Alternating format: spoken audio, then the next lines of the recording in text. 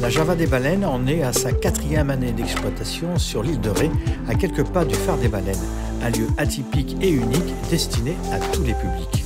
Île de Ré TV vous propose de découvrir ce concept grâce à ses deux représentants, Mouche et Jonathan, les deux piliers de la structure. On a fini en beauté l'année dernière, on a fait une belle soirée de clôture en septembre et on a réussi tant bien que mal à faire une saison correcte parce qu'il y avait du monde à peu près tout le temps, parce qu'on s'est rendu compte que la Java des Baleines commençait à être de plus en plus populaire, que tout le monde connaissait à peu près le lieu, qu'il y avait moins de rumeurs ou d'a priori, que les gens comprenaient que c'était un lieu vraiment pour tout le monde, quoi, pour les personnes âgées, les familles, les jeunes. Parce qu'on cherche à être déclassifié.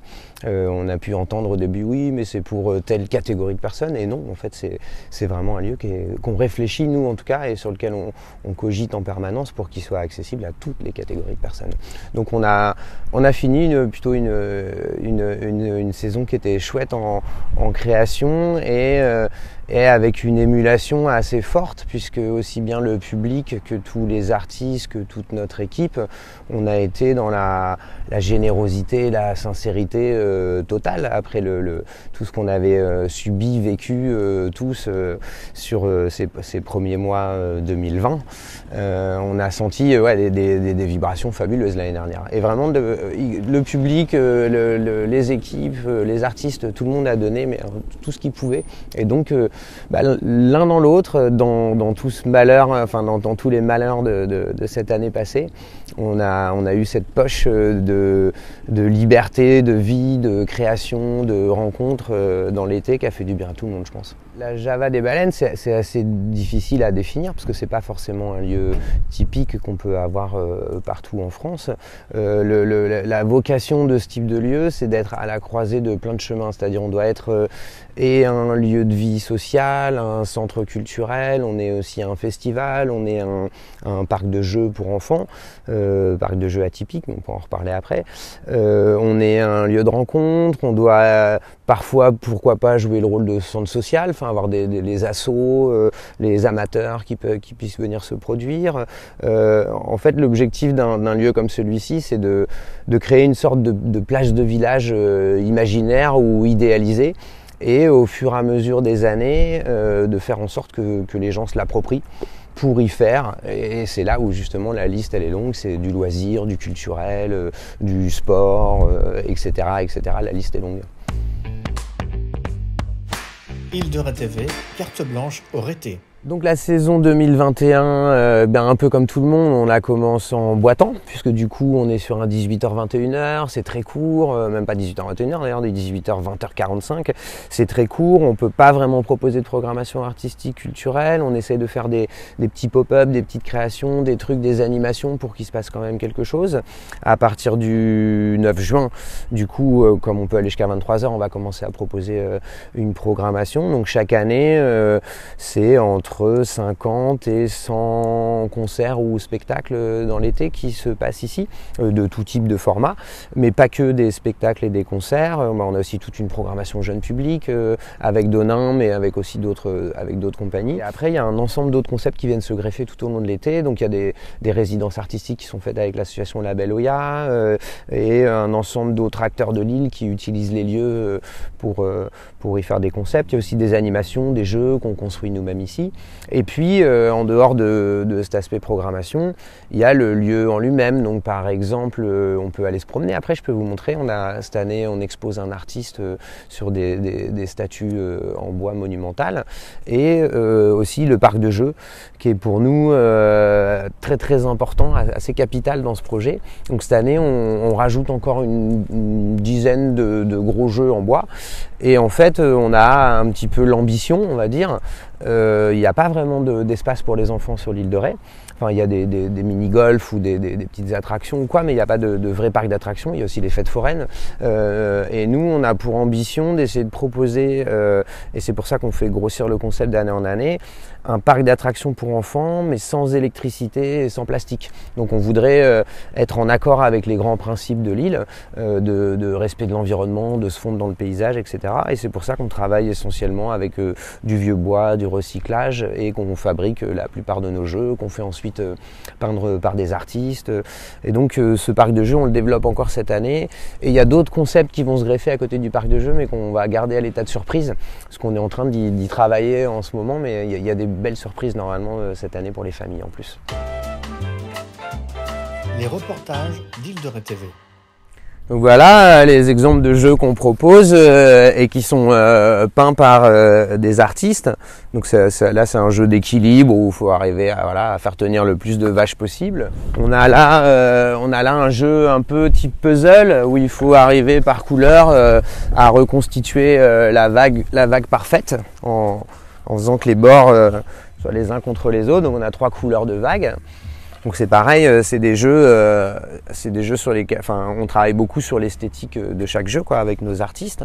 On a ces petites cabanes pour enfants qui sont un must, parce qu'en fait, mine de rien, les enfants, ils passent facilement 2, 3, 4 heures dans l'espace enfant, et ils sont beaucoup appropriés ces petites cabanes là, alors qui détournent, à la fin c'est plus forcément une poissonnerie, mais du coup on va en reconstruire d'autres des cabanes, et on va peut-être même leur donner les noms des villages du Nord.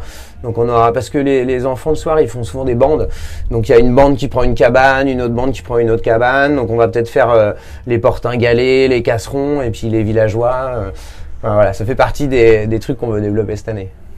Donc ça c'est un exemple des statues qu'on expose cette année, et logiquement on devrait recevoir l'artiste pour des sculptures en live au mois de juillet, donc c'est Réginald Roussel, l'artiste qui est venu nous faire ça.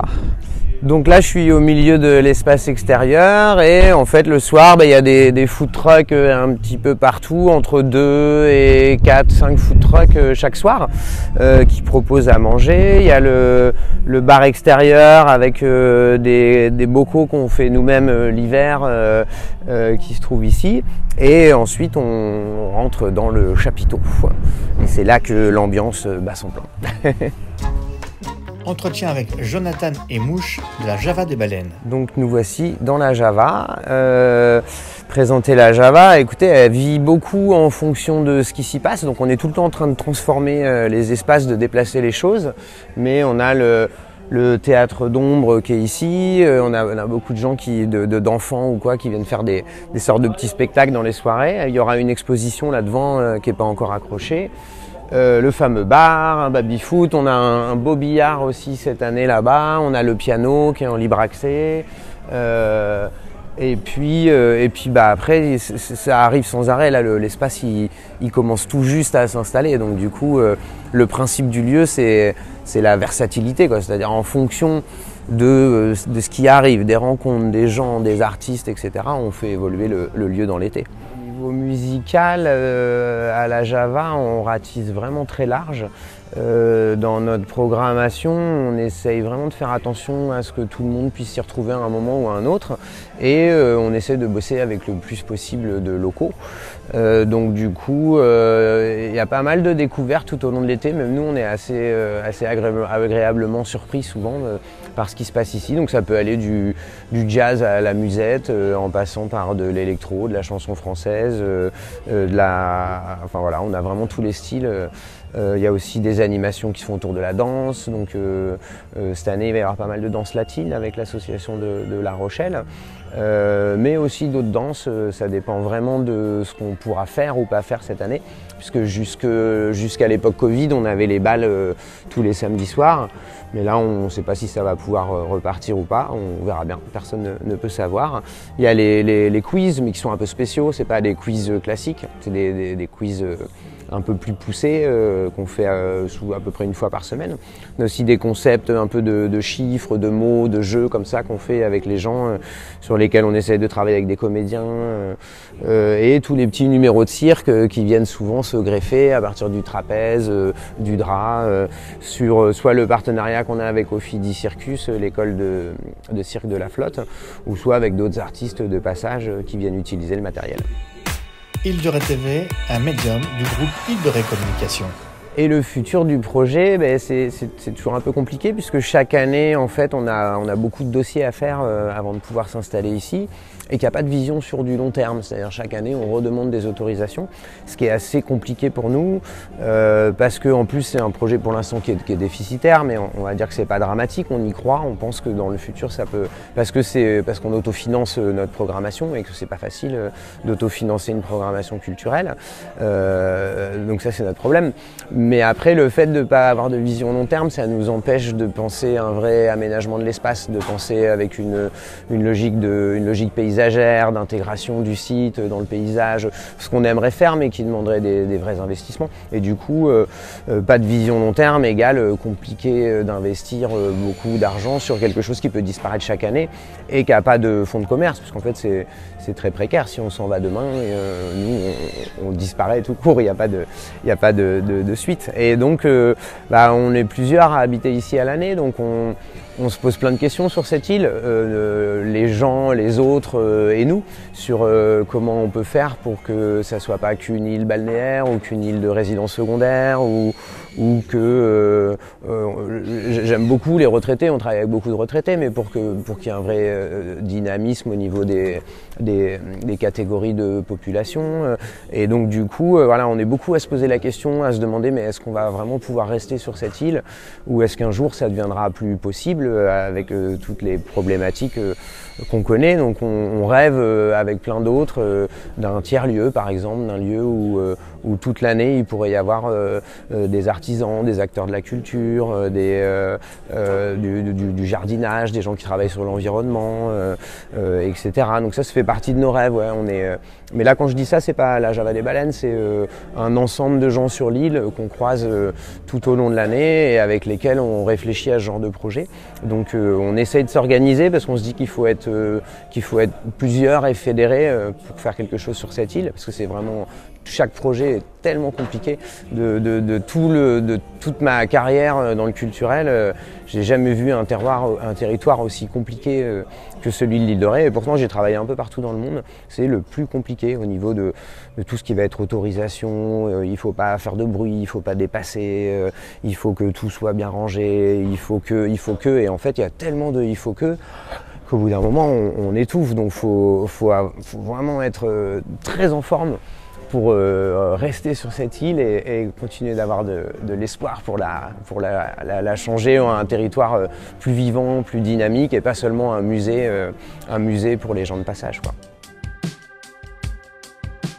Île de Ré TV, l'actualité rétaise. Bonjour, je suis Mouche, le régisseur général de la Java. Alors régisseur général, c'est pour toute la partie technique, construction, assemblage des réseaux d'eau, de l'électricité, de l'évacuation, de l'approvisionnement en matériel, de tout. Et je travaille avec Georges, qui est mon alter ego, un jeune qui apprend très très vite et qui est extrêmement doué.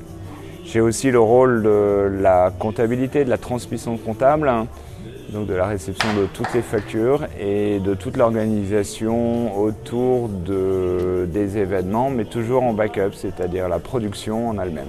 Voilà. L'idée, elle est venue de plusieurs personnes en même temps. Elle est née du fait que je suis aussi régisseur d'une école de cirque et que j'avais des connaissances en chapiteaux et que je vis sur l'île de Ré depuis plus de 10 ans, qu'on a rencontré Jonathan, les autres partenaires qui sont soit parisiens, soit tourangeaux, qui avaient l'expérience et l'habitude des guinguettes. Alors, une guinguette, c'est pas seulement un lieu, c'est une ambition artistique et culturelle. Et que dans ma partie qui est technique et aussi artistique, j'aime bien mettre en place tout ce qui est les desiderata et les idées naissantes voilà, pour que la Java elle-même puisse fonctionner correctement. Donc c'est un projet qui est né avec un chapiteau un peu immense, mais on essaye maintenant de le faire vivre à sa taille. C'est-à-dire le projet était un peu démesuré au départ, sans ambition réelle, mais l'état, c'est qu'on avait trouvé ce chapiteau qui, comme il est grand, il fallait le nourrir. C'est un peu comme un bocal de poisson rouge. Il faut qu'il y ait plusieurs poissons rouges dans un très grand bocal pour que ce soit sympa. Donc il faut qu'ici, il y ait beaucoup d'activités, beaucoup de culture, beaucoup de jeux, beaucoup de plaisir et beaucoup de gens qui viennent consommer ce lieu et cette vie. Alors ici, en bord du bar, c'est le point névralgique de la Java au niveau son, lumière et animatique. Je suis aussi ingénieur du son à mes heures, c'est-à-dire que lorsqu'on reçoit des concerts, je leur fais la balance. Et là aussi, je suis assisté d'une fille qui s'appelle Colline, qui sera là juillet-août, et qui est une ingénieure du son hors pair. Donc nous travaillons à deux pour assister les groupes et leur permettre de faire de très bons concerts, puisqu'on a une contrainte majeure qui est de ne pas dépasser un volume conséquent pour nos voisins, et essayer de respecter au maximum. Et on a d'ailleurs un petit appareil ici, un sonomètre, qui nous permet de gérer ça. Et donc les concerts, que ce soit avec des groupes à 5-6 musiciens ou petits, on a différents types de sonos, d'éclairage et voilà. Abonne-toi et like les vidéos d'Île de Ré TV.